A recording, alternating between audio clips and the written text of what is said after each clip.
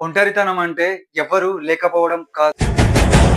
నిన్ను నువ్వు కోల్పోవడమే నిజమైన ఒంటరితనం.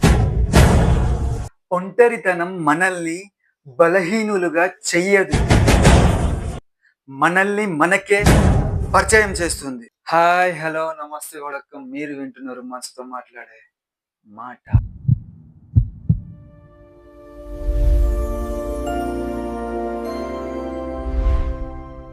ఈరోజు టాపిక్ వచ్చేసి ఒంటరితనం శాపమా లేదా వరమా? మీకు ఈరోజు ఒక ప్రశ్న అడుగుతున్నా. నిజాయితీగా మీ మనసుని అడిగి కామెంట్ చేయండి.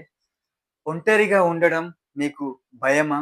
లేక ఒంటరిగా ఉండడం నేర్చుకుంటున్నారా? నేస్తం మీకు ఒక మాట చెప్తున్నా. ఈ లైను ఒకసారి వినండి. చాలా బాగుంది. నాకు నచ్చింది. మీకు కూడా నచ్చుతుంది. నచ్చితే డైరెక్ట్ కామెంట్‌లో రాసి పంపేయండి. ఏందంటే ఒన్ చాలా మందికి ఒంటరిగా ఉండడం శిక్షలా అనిపిస్తుంది. ఎందుకో తెలుసు గదా! మనం 5 నిమిషాలు ఫోన్ లేకపోతే చేతిలో పక్కన ఛార్జింగ్‌కి పెట్టినా గూడా, అరేయ్! మన ఛార్జింగ్ ఎప్పుడైపోతది అన్నట్టు ఫీల్ అయితాం. శిక్షలా అనిపిస్తుంది.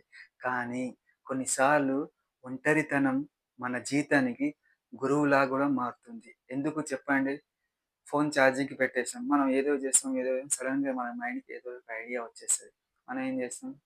ఐడియా ఫాలో అయినామనుకో ఒక్కొక్కసారి అది మన జీవితాన్ని గూడా మార్చొచ్చు. ఆలోచించండి. కొద్దిసేపు ఒంటరిగా ఉండడం గూడా నేర్చుకోండి. మన చుట్టూ 100 మంది ఉన్నా, మన బాధను నిజంగా అర్థం చేసుకునే వాళ్ళు ఎంతమంది ఉంటారు? ఒక్కసారి ఆలోచించండి. అవునా? కాదా? ఒక చిన్న కథ చెప్తా. ఒక యువకుడి కథ. ఆ యువకుడు నేను గావచ్చు, మీరు గావచ్చు, మీ ఫ్రెండ్ గావచ్చు, మీ చుట్టాలు, మీ ఫ్రెండ్స్ ఇంకెవరైనా గావచ్చు. అందరికీ కనెక్ట్ అయ్యే కథ. వినండి ఒకసారి. ఏందంటే ఒక యువకుడు ఉండేవాడు. ఫ్రెండ్స్ అన్నా, చుట్టాలన్నా, ఇంకా మనసుకు దగ్గరైన వాళ్ళు గానీ, ఇంటి పక్కన, చుట్టుపక్కన ఎవ్వరున్నా సరే, ఆ మనిషికి వాళ్ళంటే అంత ఇష్టం. వాళ్ళు ఏం చెప్పినా వినేటోడు.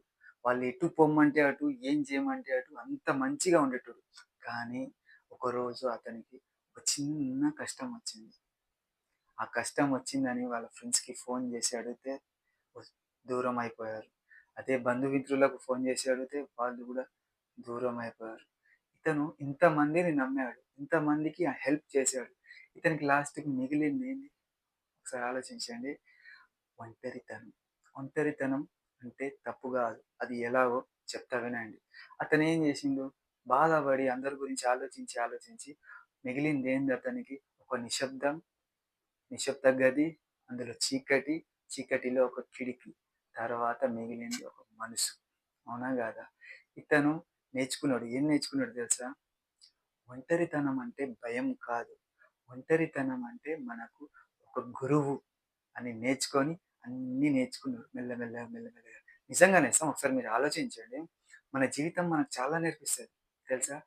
ప్రాక్టికల్‌గా మీరు ఒకసారి ట్రై చేయండి. ఫోన్ అది ఇది పక్కకు పెట్టేసేయండి. పక్కకు పెట్టేసి మీరు ఒక 5 నిమిషాలు, 10 నిమిషాలు ఎక్కువ వద్దు. ఒక 5 నిమిషాలు, 10 నిమిషాలు మీరేం చేయండి ఫోన్ స్విచ్ ఆఫ్ చేసి పక్కకు పెట్టి ప్రశాంతంగా కళ్ళు మూసుకొని శ్వాస తీసుకొని మై నేనేంటి? నేనేం చేస్తున్నా? నేను చేయాల్సిందేంది? అని ఒకసారి మనస్ఫూర్తిగా ఆలోచించండి. మీకు ఫోన్ తీయాలనే ఆలోచన రాదు. ఎందుకు తెలుసా? మీ మైండ్ మీ మాట వింటా ఉంటది. అప్పుడు మీకొక మాట గూడా చెప్తా ఉంటది. అదే ఒంటరితనం. ఒంటరితనం మీకు గురువయ్యేదంటే ఇదే విషయం. నేను చెప్పిన కాదు. మీరొకసారి ట్రై జేయండి. సరేనా నేస్తం? ఇప్పుడు చెప్పిన కథకి ఒక నీతి వాక్యంలాగా ఒక లైన్ చెప్తున్నా నేస్తం. నాకు చాలా బాగా నచ్చింది. మీకు నచ్చుతుందని నేను అనుకుంటున్నా. నచ్చితే కంపల్సరీ నాకు కామెంట్ చేయండి. నా ఛానెల్ సబ్స్క్రైబ్ చేయకపోతే సబ్స్క్రైబ్ చేయండి. ప్లీజ్ నాకు సపోర్ట్ చేయండి. వాక్యం చెప్తున్నా వినండి. మొదటిసారి అతనికి చీకటి, ఒంటరితనం, నిశ్శబ్దం ఈ 3 భయపెట్టాయి. చాలా భయపెట్టాయి. అవే ఆ 3 తన జీవితానికి గురువులా మారిపోయాయి. అవునా? కాదా? నిజంగా ఒకసారి ఆలోచించండి. మనం బయట తిరుగుతాం. 100 మందితోని కలుస్తాం. 1000 మందిని కలుస్తాం. అందులో మనోడు, బయటోడు తన మాటల్ని బట్టి మనం అర్థం చేసుకుంటాం. చాలా మంది అర్థం చేసుకోరు. కొంతమంది మాత్రమే అర్థం చేసుకుంటారు. అదే నువ్వు నిశ్శబ్దంగా చీకటిలో ఒంటరిగా ఉండి కూర్చొని మాట్లాడుకుంటే నీ మనసు నీతోని అబద్ధం ఆడదు. నీ మనసు నీకు నిజమే చెప్తా ఉంటది. ఒక్కొక్కసారి ఆలోచించండి. ఏదైనా పని చేయాలనుకుంటే, అరే! ఇది చేయాలనా? వద్దా? చేయాలనా? వద్దా? అని 2, 3 సార్లు ఆలోచించి అప్పుడు చేస్తాం. అంటే ఆలోచించినామంటే మన మనసు మనకు చెప్తేనే కదా ఇది చేయాలని. అది. అందుకోసమే ఒంటరితనం మనకు గురువు అని గుర్తుపెట్టుకో. మిత్రులారా నేను చెప్పేది ఒకటే. ఇప్పుడు ఈ వీడియో చూసిన తర్వాత మీరు ఏం చేస్తారంటే ఫోన్ పక్కకు పెట్టేసేయండి. సోషల్ మీడియాతో దూరం ఉండండి. ప్రశాంతంగా కూర్చోండి. మీ మనసుతో మీరు మాట్లాడడానికి ట్రై చేయండి. ఎలా? ప్రశాంతంగా. హాయ్! ఎలా ఉన్నావు? మీ పేరేంటో మీరే అడగండి. సపోజ్ ఇప్పుడు నేను చిరంజీవి అనుకోండి. హాయ్ చిరంజీవి! ఎలా ఉన్నావు? బాగున్నావా? నీకేమనిపించింది? నేను ఇన్ని రోజులు నీతో మాట్లాడలే. ఇప్పుడు నీతో మాట్లాడిపిస్తున్నా. హాయిగా ఉందా? ఎలా ఒక్కసారి ట్రై చేయండి. నాకైతే ఇలా నేను చాలా సార్లు మాట్లాడతా. నాకు చాలా మంచిగా అనిపిస్తుంది. ఎంత ప్రశాంతంగా అనిపిస్తుందంటే ఒకసారి ట్రై చేయండి. చాలా అంటే చాలా ప్రశాంతంగా అనిపిస్తుంది. ట్రై చేయండి. అంతే. అంతకు మించి నేనేం చెప్పలేను. ట్రై చేయండి. ఈ వీడియో అయిపోయిన వెంటనే మీరొకసారి ఏమనుకోద్దు. ఈ వీడియో అయిపోయిన వెంటనే ఫోన్ పక్కకు పెట్టేసి, ఒక్కసారి నేను చెప్పినట్టు ఒక్కసారి ట్రై చేయండి. నిజంగా మీకు మనస్ఫూర్తిగా మంచిగా అనిపిస్తే, మీ నిజాయితీతో నాకొక కామెంట్ చేయండి ప్లీజ్. ఒకవేళ మీరు పనుకునేటప్పుడు ఫోన్ పక్కకు పెట్టి, మీ మనసుతో మాట్లాడుకుంటా ఉంటే, నిద్ర మీకు వెంటనే వస్తది తెలుసా? ఏమని? ఇట్లా జస్ట్ నేస్తమా నిద్రపోదాం, నిద్రపోదాం, ఇప్పుడు మీకు 5, 10 నిమిషాల్లో మీకు నిద్ర రాకపోతే నన్ను అడగండి. వెంటనే మీకు నిద్ర వస్తది. ఎంత ప్రశాంతంగా ఉంటది. అదే ఇప్పుడు మీరు బయటికెళ్లారనుకో, నిద్ర రావట్లేదని కొంతమంది ఏం చేస్తారంటే బాల్కనీ గాని, ఇంకెక్కడ నిలబడతారు. శబ్దం, పొల్యూషన్ మొత్తం సౌండ్ అంతే కాదు ప్రశాంతంగా ఒక దగ్గర కూర్చొని, ఇట్లా కూర్చొని మనసులో లేకపోతే పండుకొని, హాయ్! ఎలా ఉన్నావు? ఈరోజు నీకు ఎలా గడిచింది? నీ మైండ్ ప్రశాంతంగా పెట్టుకో అని మనసుతో మాట్లాడి చూడండి. ఎంత మంచిగా అనిపిస్తదో తెలుసా? దానికి మించిన గురువు లేదు నేస్తం.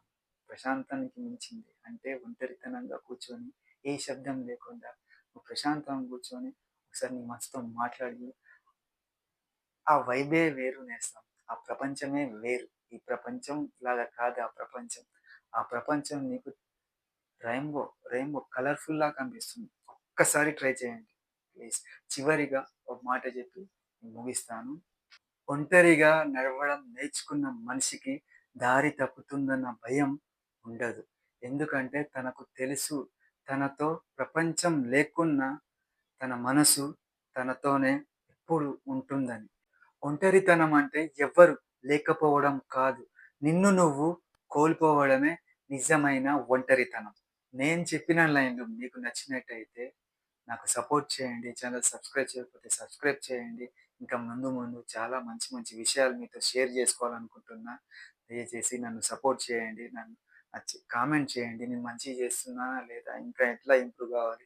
నెక్స్ట్ ఏ టాపిక్ చేయాలి అనే దాని మీద కూడా మీరు కామెంట్ చేస్తే నేను డెఫినిట్‌గా మీ కామెంట్ చదివి మీకు ఖచ్చితంగా ఆ ఎపిసోడ్ నేను రెడీ చేయడానికి స్క్రిప్ట్ రెడీ చేసుకొని కంపల్సరీ మీకు ఆ ఎపిసోడ్ చేసి చూపిస్తాను. చెప్తాను. నేను చెప్పిన మాటలు మీకు నచ్చితే ఇంకో మనసుకు తాకేలా షేర్ చేయండి. నా ఛానెల్‌ని సబ్స్క్రైబ్ చేయండి. మళ్ళా కొత్త ఎపిసోడ్‌లో మళ్ళీ కలుద్దాం. అంతవరకు సెలవు. బాయ్.